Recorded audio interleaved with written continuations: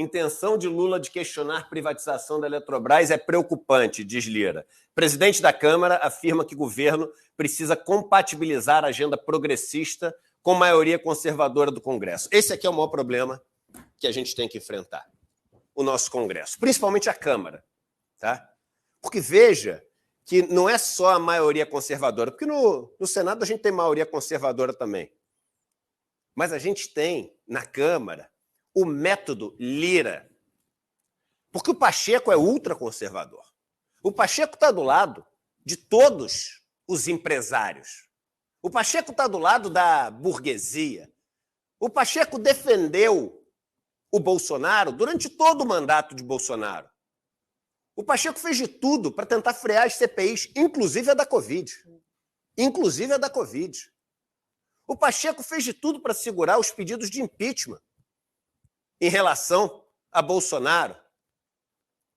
Mas o Pacheco é um político defendendo a burguesia ultraconservador. O Lira está um estágio além. Os dois são adversários do mundo que o campo progressista defende. Mas o Lira está um passo além. O Lira, desde o primeiro dia, está colocando o governo nas cordas, chantageando, conseguindo tudo que ele pede, porque ele está conseguindo tudo que ele pede, e sabe o que ele entregou em troca até agora? Zero. Zero. Tudo que o governo está tentando fazer de importante, ele está encontrando uma dificuldade tremenda. E essa dificuldade vai seguir para ele poder ter um elemento de barganha. Eu trouxe para vocês essa questão da Eletrobras, é muito interessante, porque eu tenho um livro, né? Esse livro foi um livro muito bom que eu li. Ele chama-se aqui, ó, The Power Play. Deixa eu botar aqui na câmera 2, acho que dá para aparecer bem aqui, ó. The Power Play, está aqui na tela. É o livro de uma professora, ela é neozelandesa, é professora na Austrália, Sharon Bader. Eu li a primeira vez sobre esse livro no relatório do Banco Mundial, que fazia uma comparação sobre empresas do setor elétrico que foram privatizadas e empresas que permaneceram estatais. Porque o que as pessoas defendem, né, na privatização é que o seu serviço vai melhorar, você não vai ter mais apagões, vai ter uma competição, que é uma maluquice, até porque parte desse setor é monopólio natural, né? Mas você sabe-se lá de onde vai ter essa competição e que, enfim, tudo vai melhorar se você privatizar. E aí eles pegam países que privatizaram e países que não privatizaram e fazem a comparação. E aí, nesse relatório do Banco Mundial, eles falavam, olha, a conclusão é que, em relação à qualidade do serviço, não tem tanta diferença. Você tem um pouco mais de apagões quando você privatiza, e a tarifa, essa realmente tem diferença, ela é menor quando é pública. E aí eu comprei esse livro. E esse livro é fenomenal. Esse livro é fenomenal. Tão fenomenal que a gente entrou em contato com essa professora e depois de 6 meses conseguimos dela gravar um curso para a gente no ICL, que inaugurou essa semana. Então, a gente tem um legendado, tudo dela, sobre esse livro. E o que quer dizer Power Play? O jogo do poder ou o jogo da energia. Porque power pode querer dizer energia também. E aí está escrito aqui, a luta para controlar a eletricidade do mundo. Então ela fala desde lá de Thomas Edison, sobre essa luta para controlar, porque, meu irmão, veja bem, a gente vive de produzir riqueza. Para produzir riqueza, você precisa transformar. Para transformar, você precisa de algum tipo de energia. Essa energia ou vai vir, né, dos combustíveis que você tem, né, os combustíveis fósseis ali, vai ter petróleo, carvão, gás, etc., ou vai vir da eletricidade que você gera através de outras fontes. Você pode gerar eletricidade através de combustíveis fósseis também, mas vai vir através das hidrelétricas, hoje em dia você tem eólica, você tem todo o resto. Eu separei alguns trechos desse livro para mostrar para as pessoas uma coisa interessante. Fica comigo agora, porque isso talvez seja uma das coisas mais interessantes que você vai ter ouvido, né, nos últimos tempos. Esse livro aqui acompanha desde o final do século XIX, até hoje, a luta pelo controle das empresas elétricas do mundo. Essa briga para privatizar acontece há mais de 100 anos. Vamos botar os trechos que eu separei para vocês, eu vou traduzir. Primeiro trecho, vamos lá. Está aqui embaixo. Isso aqui é o meu livro, então ele está todo sublinhado aqui. Então, a NELA é National Electricity, não sei o que, Association, tá? É alguma coisa assim. Então, é a Associação Americana Nacional, né, ligada à questão da eletricidade. Eu esqueci o que quer dizer o L. Essa empresa, isso aqui a gente está falando de 1926. 1926. 100 anos atrás, mais ou menos. Gastou milhares de dólares criticando as universidades e as escolas de ensino médio, os textos que elas davam para os seus alunos, dizendo que eles eram desfavoráveis à privatização dessas empresas, as empresas privadas.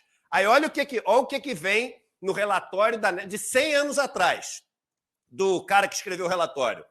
Eu recentemente completei uma pesquisa de livros-textos normais usados nessas escolas públicas em diversos estados, e nesta pesquisa nós notamos uma tendência nas escolas. E eu sou levado irresistivelmente à conclusão que os esforços das escolas públicas parecem ser produzir e manufaturar socialistas e comunistas. Sabe a história do marxismo cultural, que a gente acha que é do Olavo de Carvalho? Sabe aquela história de que a gente acha que as escolas estão ensinando comunismo para as crianças? Sabe aquela história que a gente vê os bolsonaristas no plenário falando do texto, que hoje em dia o cara usa, porque tem um texto aqui, tem aquela mamadeira de piroca, era um negócio de fake news em relação a isso. Isso aqui, gente, tem 100 anos. Isso aqui tem 100 anos, esse texto. Vamos para o próximo texto. Que eu separei aqui para vocês. Vamos lá. Aqui, ó, 1920. The ownership, ou seja, a participação nas empresas de eletricidade agora está... Porque eles conseguiram privatizar algumas ali no começo. Essa briga existe desde lá.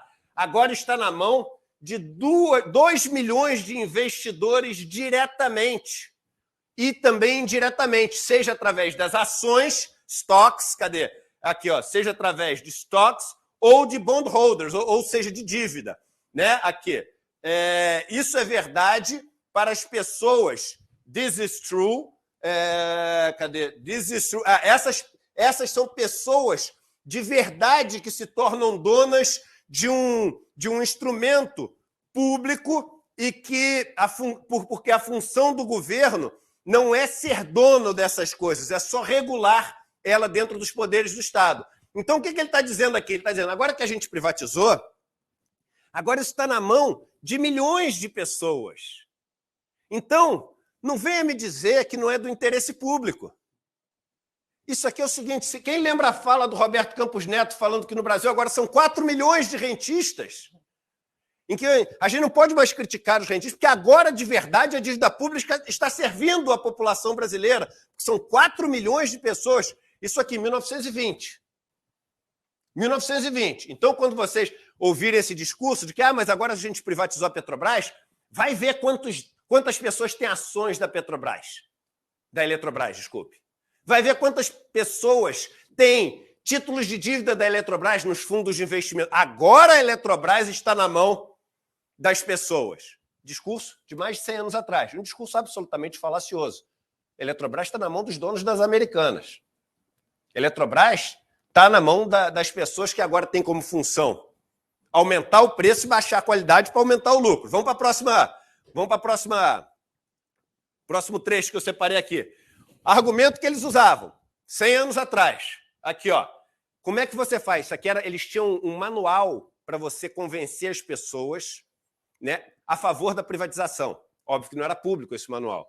Era um manual que rodava ali entre os caras que tinham os lobistas, né? Se você escolher 2 ou 3 influenciadores numa cidade que sejam grandes pagadores de impostos, esses 2 ou 3, são pessoas ricas, você escolhe 2 ou 3 pessoas ricas, se torne próximo a eles, get personally acquainted, quer dizer, torne-se próximo, íntimo deles, e faça com que eles gritem do topo das casas deles que as taxas, que os impostos do país poderiam ser muito reduzidos se o Estado estivesse livre dessas empresas estatais. E aí, se você fizer essas operações de privatização, o que vai acontecer? O Estado vai ficar livre disso e as pessoas vão pagar menos impostos. Que também é uma balela, porque as pessoas não vão pagar menos impostos, só que o que as pessoas vão tirar de dinheiro do bolso é muito maior, porque o serviço vai ficar muito mais caro. Mas eu só estou dizendo o seguinte, o argumento de hoje é igual. 100 anos. 100 anos. Próxima e a última. Próximo e último trecho que eu separei aqui. Vamos lá. Então, esse era o último não ficou. O que eu estava querendo mostrar aqui para vocês? O que eu quero mostrar para vocês é o seguinte.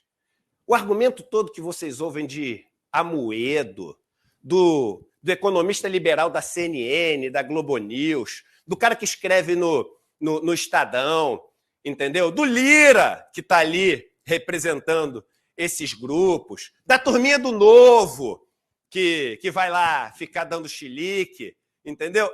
Esse argumento todo, e não só em relação à Eletrobras, em relação à ameaça comunista, em relação ao marxismo cultural, isso tudo tem mais de 100 anos e é igual na vírgula.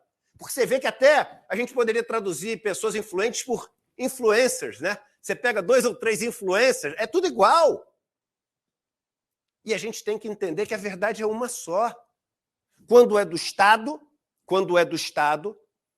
é orientado, é dirigido por alguém que foi votado por todos, que pode ter um monte de defeitos, que pode ser fruto de uma votação de um país que se acha democrático, mas é cheio de mecanismos para eleger pessoas que não zelam pelo bem-estar comum. Todos os problemas, mas a verdade é que quando é do Estado, é algo que está lá para servir a todos. Quando se torna privado, está lá para servir a poucas pessoas. O outro trecho que não apareceu aqui, que é o trecho que eu tinha separado, diz o seguinte: nessas empresas privadas, eles falavam que depois que fosse privatizado, não ia ter mais falta de energia. O famoso apagão. Só que o que acontece? Quando essa empresa é chamada para investir, para não ter falta de energia, ela fala, para que eu vou assumir um investimento de risco se eu sou monopolista? Não tem ninguém competindo comigo. E mais, se começar a faltar energia, o que eu vou poder fazer? Vou poder subir o preço. Então, ela não tem incentivo nenhum para poder fazer. E o que aconteceu com todos esses países, nos Estados Unidos, foi um desastre. Quem não se lembra do que aconteceu na Califórnia nos anos 90, o escândalo da Enron nos Estados Unidos foi um desastre. A privatização nos Estados Unidos foi um desastre. Na Europa, as empresas estão sendo reestatizadas. A Alemanha é o país que mais reestatiza empresas do setor elétrico. Mas o importante é a gente saber o seguinte: o interesse é o mesmo há mais de 100 anos, fazer com que essas pessoas se apropriem de bens que o Estado construiu com o dinheiro de todo mundo e possam lucrar em monopólios naturais que são transferidos para a iniciativa privada. O interesse é o mesmo. E o pior, os argumentos são absolutamente iguais, sem tirar nem pôr nenhuma vírgula. E isso é importante vocês saberem. Quem for membro do ICL, façam o curso da Sharon Bader. Façam o curso, que é um curso exatamente sobre esse livro, que a gente pediu por conta desse momento de Brasil que a gente está vivendo.